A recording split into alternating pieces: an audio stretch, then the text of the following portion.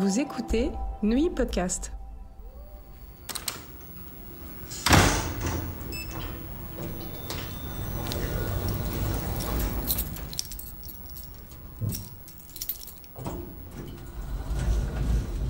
La sécurité à Neuilly, épisode 2. Rencontre avec Lionel Thion, consultant sécurité auprès de la ville de Neuilly-sur-Seine. J'ai fait cette carrière dans la police nationale, une dizaine d'années dans le 16e et le reste au commissariat de Neuilly-sur-Seine, chef de la BAC. Et j'avais cette proximité avec la population déjà, pour se faire connaître, pour donner l'envie d'appeler, pour donner des conseils préventifs. Et à l'issue de cette carrière, j'ai été engagé par la ville de Neuilly pour faire des audits de sécurité dans les copropriétés. Alors c'est un service qui n'existe pas ailleurs. Hein. Je le sais par les syndics qui me demandent si j'ai un homologue dans d'autres villes de la région parisienne. Et puis évidemment, ce n'est pas le cas. Je n'arrive pas en terrain conquis dans les copropriétés en imposant des travaux ou autres. Chacun a ses idées, les présidents de copropriété ont leurs idées, les syndics également. J'ai les miennes, on essaie de trouver les plus judicieuses possibles pour freiner les malfaiteurs. Alors, dans un premier temps, j'attire l'attention sur le premier contrôle d'accès. Le premier contrôle d'accès, c'est au niveau de la rue, c'est le plus important. Ensuite, dans les conseils, il y a la vidéosurveillance. Alors, j'ai souvent précisé que l'installation de caméras était utile, mais maintenant, je pense qu'elle est indispensable. Indispensable, notamment depuis que la ville s'est pourvue d'un dispositif important de caméras. Outre le rôle dissuasif de ce dispositif, il a été constaté que bien des faits élucidés, suite à des délits dans les copropriétés, l'ont été grâce aux images enregistrées. Normalement, il faut qu'elles soient signalées, elles le sont d'ailleurs, parce que c'est le droit à l'image, mais c'est le côté dissuasif. J'insiste beaucoup pour qu'il y ait des plaques pour signaler qu'il y a la vidéosurveillance de la copropriété. Ensuite, il est important que les images soient reliées à la loge lorsqu'il y a un gardien. Ça permet à la loge d'avoir une vue au gardien, ça permet au gardien d'avoir vue directement sur les caméras et de pouvoir appeler les services de police en temps réel. Également, si les résidents constatent des personnes suspectes dans les parties communes, ils peuvent aviser les gardiens et qui peuvent directement joindre la police sans se mettre en danger.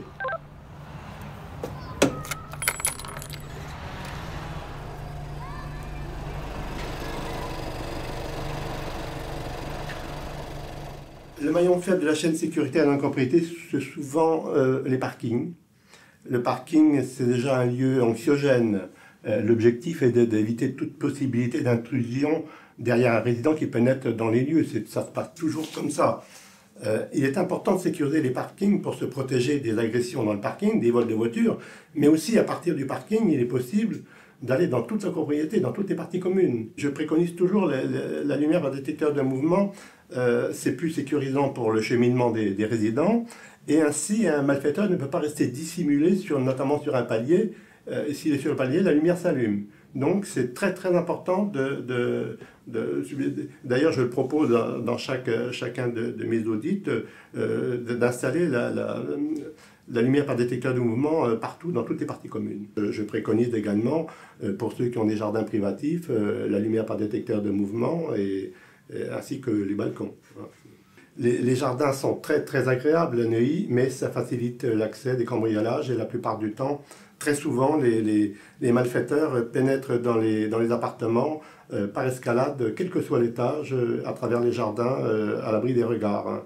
Parfois, les malfaiteurs arrivent des propriétés mitoyennes, elles-mêmes mal protégées, donc le jardin, c'est un lieu important à protéger. Les alarmes infrarouges, c'est un dispositif qui peut être mis en place, notamment pour les appartements en rez-de-jardin. Dans ce cas, la détection est faite avant même l'ouverture d'une issue. Ce dispositif peut être installé sur les balcons. Il a fait fuir à plusieurs reprises des malfaiteurs dans les copropriétés. Le combat contre toutes les formes de délinquance menées par les polices nationales et municipales ne peut réussir que si tous les moyens sont mis en œuvre, et notamment toutes les mesures de sécurité que les propriétaires installent pour renforcer la protection de leurs biens. Et il est d'évidence que que la délinquance de passage aura toujours tendance à se reporter sur les proies les plus faciles et les lieux les moins défendus. On voit par exemple le cache-serrure magnétique sur la porte d'entrée qui retarde considérablement les malfaiteurs, qui sont obligés de faire plus de bruit, de mettre plus de temps et donc de se faire découvrir. Il y a les judas de porte connectées également, le brouillard anti-cambriolage pour les pièces qui abritent des valeurs importantes.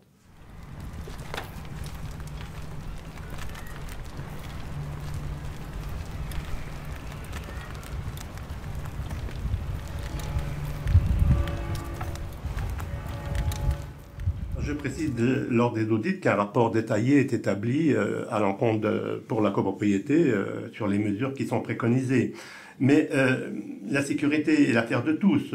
Il faut rester attentif. On peut mettre autant de sécurité que possible. Rien ne remplace la vigilance humaine.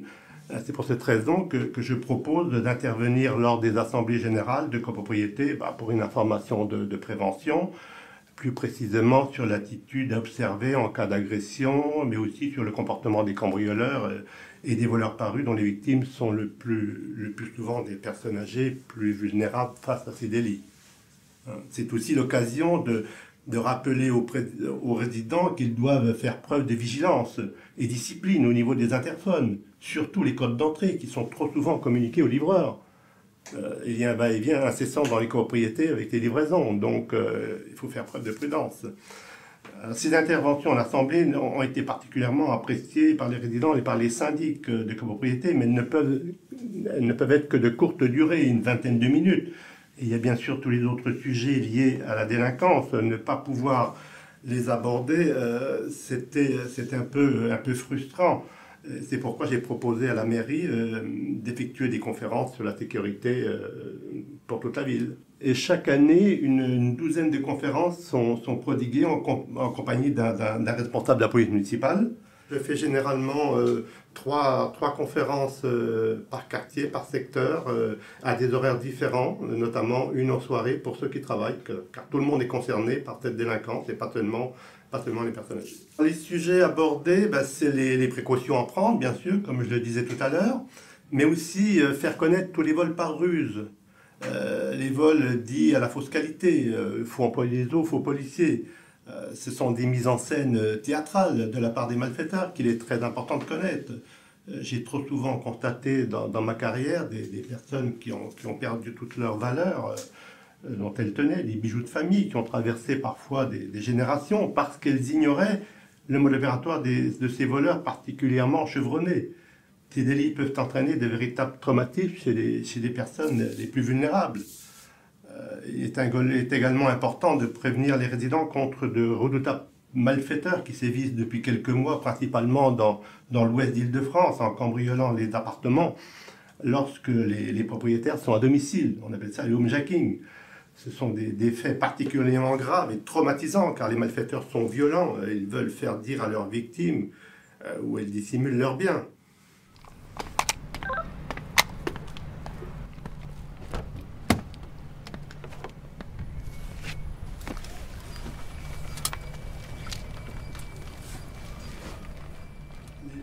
Les vols aux distributeurs de billets se multiplient bien sûr aussi à Neuilly comme ailleurs. C'est très facile de les éviter. Lorsque les personnes vont faire leur retrait aux distributeurs de billets, bien souvent les malfaiteurs, ce sont qui viennent leur donner un conseil ou leur demander un renseignement. De telle sorte, quand le code vient d'être composé, la personne qui fait son retrait d'argent se retourne. Et c'est là que le vol se commet. Il faut partir du principe que vous avez besoin d'un renseignement, vous n'allez pas déranger quelqu'un qui est au distributeur. Donc, si quelqu'un vient vous parler lorsque vous êtes au distributeur, c'est pour vous voler ou l'argent ou la carte. Il n'y a aucune exception. C'est du 100% vous voler. Il ne faut pas se retourner. Il faut arrêter la transaction que vous êtes en train de faire et après ranger sa carte et se retourner qu'après, mais tout arrêter. On vient vous parler, à partir du moment où on vient vous parler au distributeur, il n'y a pas d'exception, c'est pour vous voler. Maintenant, ces malfaiteurs se déplacent dans les rues adjacentes ou au niveau des eurodateurs en prétextant ne pas avoir de carte bancaire. On a eu le cas d'une personne avec un enfant dans les bras qui devait aller chez le docteur et qui n'avait pas de carte bancaire. Elle proposait de donner 10 € à une personne pour qu'il lui prenne un ticket de stationnement. Et en fait, c'était pour lui dérober sa carte bleue. Donc, à chaque fois qu'il y a une demande de ce genre, c'est toujours pour abuser la personne. Pas forcément avec les personnes âgées. Hein. J'ai discuté avec un directeur de banque récemment, il me disait que les jeunes se font autant avoir que les personnes âgées. C'est pour ça que maintenant, dans les dernières réunions, je demande à un directeur de banque du quartier concerné d'effectuer une intervention avec moi pour apporter des précisions sur le mode opératoire de ces malfaiteurs. Les escroqueries par Internet ou par SMS se multiplient par les cybercriminels.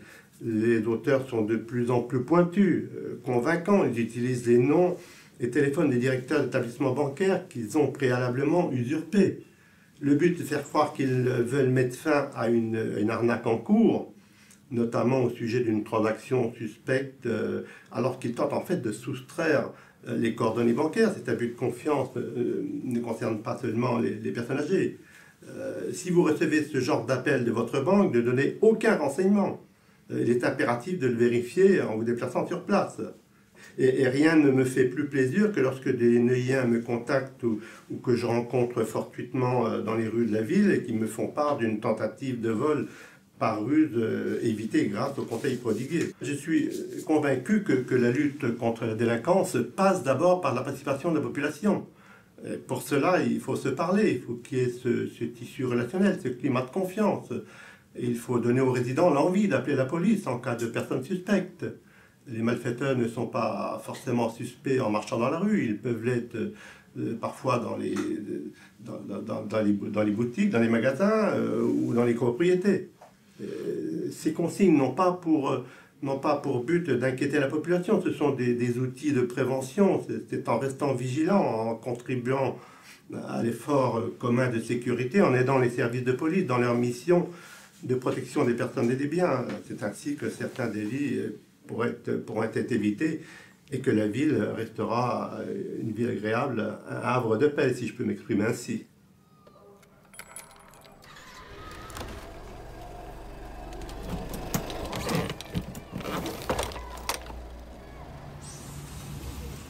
Pour connaître les dates des conférences sécurité animées par Lionel Thion, consultant sécurité de la ville de Neuilly, rendez-vous sur le site officiel neuilly-sur-seine.fr.